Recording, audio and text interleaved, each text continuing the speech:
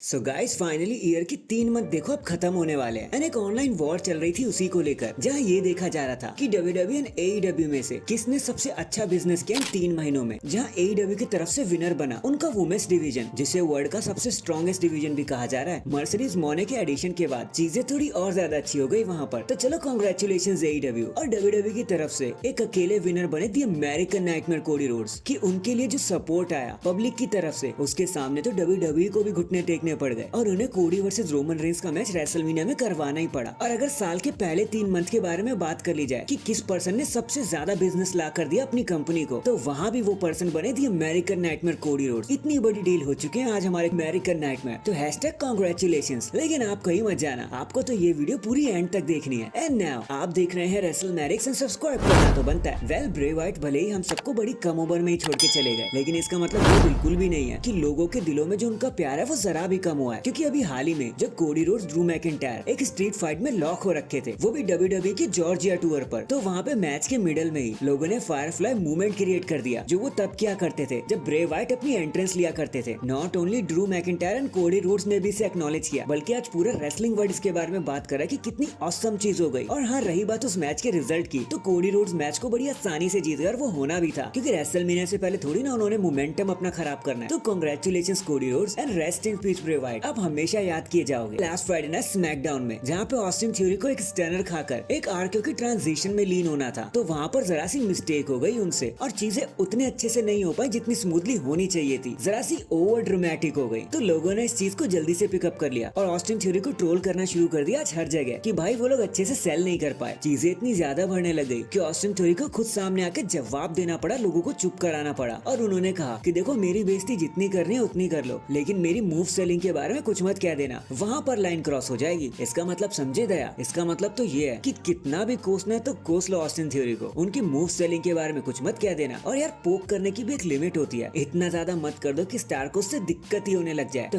#Sorry Austin theory. Next हमारे kabuki warriors के लिए बहुत बुरी खबर निकल कर आ गई है, क्योंकि शायद लास्ट फ्राइडे नाइट स्मैकडाउन में जहाँ पर बेली फाइट कर रही थी डकोटा काय से, तो जब बेली अटैक कर रही थी ना, तो आस्का ने खुद को इंजर्ड कर लिया उस पॉइंट पर, और वो इंजरी उनके लेग से रिलेटेड है। वैसे तो मैच से पहले वो इंजर्ड नहीं थी, लेकिन जब पूरा सीक्वेंस खत्म हुआ तो स्मैकडाउन जब ऑफ एयर चला गया, तो उसके बाद सारे लोगों ने नोटिस किया कि आस्का लंगड़ा रही है। ये चीज क्लियर नोटिस की जा रही थी। अभी इस इंजरी का नेचर क्या है वो तो हमें पता नहीं चला, बट होप कुछ सीरियस ना हो, क्योंकि वैसे भी रेसलमेनिया आने वाला है और ये इंजरीज बिल्कुल भी टॉलरेबल नहीं होती। तो देखते हैं आगे क्या होता है। #टेक केयर आस्का। इन दी एंड WWE के वारे नारे हो गए भैया जब से द रॉक सीन पर आए, क्योंकि जब से द रॉक एंड ऑल का सीन शुरू हुआ है ना, और वो हर जगह दिखना शुरू हुआ है, तब से नॉट ओनली WWE की व्यूअरशिप पिछले साल से 16% तक बढ़ चुकी है, बल्कि स्मैकडाउन ने तो स्ट्रेट चौथे वीक सोल्ड आउट मार दिया स्टेडियम को। एंड व्यूअरशिप के मामले में भी क्या सीन कर रखा है उन्होंने, भाई साहब 2.5 मिलियन तक के नंबर आ रहे हैं और ऊपर ही ऊपर स्टैच हुआ जा रहा है। और जितना जितना रेसलमेनिया क्लोज आ रहा है, ये नंबर और ज्यादा बढ़ते जा रहे हैं। और फर्दर मोर, द रॉक की कॉन्सर्ट की जो वीडियो भी WWE ने अपने यूट्यूब चैनल पर डाली है, 12 घंटे के अंदर 1 करोड़ व्यूज जनरेट कर लिए उसने, which is quite amazing you know. And ये असली ताकत है हमारे द ब्रामा बॉल द रॉक की। उनकी एक अपीयरेंस ही काफी है शो पर 4 चांद लगाने के लिए और आई बॉल कैच करने के लिए। So that is it guys. अभी के लिए तो बस इतना ही। आप मुझे बताना कोडी रोड्स को किस तरीके से चैंपियनशिप जीतनी चाहिए, ब्लड लाइन रूल के साथ या फिर बिना ब्लड लाइन रूल के साथ, कमेंट करके जरूर बताना। एंड चैनल पर नया है तो चैनल को जल्दी से लाइक एंड सब्सक्राइब कर दो। बाकी मैं मिलता हूँ आपसे किसी और अपडेट के साथ, तब तक के लिए अपना ख्याल रखें और खुश रहें।